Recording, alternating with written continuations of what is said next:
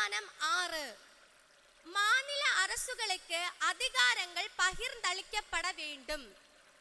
ஒன்றிய பிரதமர் அவர்கள் மாநில முதல்வராக இருந்தபோது மாநில வளர்ச்சி கூட்டத்தில் பங்கேற்று அந்த மாநில நலனுக்காக குரல் கொடுத்தார்.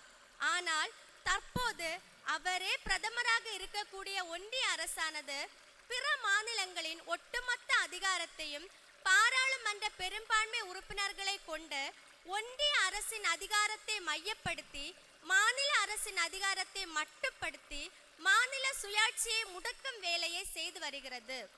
ஜிஎஸ்டி மூலம் நிதி அதிகாரத்தையும், நீட் மூலம் கல்வி அதிகாரத்தையும், மும்மொழி திணிப்பின் மூலம் மொழி அதிகாரத்தையும், தொகுதி மறுசீரமைப்பு என்ற முறையில் மாநில அரசுகளிடையே பிளவினை ஏற்படுத்த முயல்வதையும், வேளாண் சட்டங்கள் மூலம் வேளாண் கொள்கைகளை மாநில அரசிடமிருந்து ஒன்றிய அரசு பறிப்பதையும் இப்பொதுக்குழு கண்டிக்கிறது. அதிகாரம் ஒன்றிய அரசிடம் குவியாமல் மாநில அரசுக்கு பகிர்ந்தளிக்கப்பட வேண்டும்.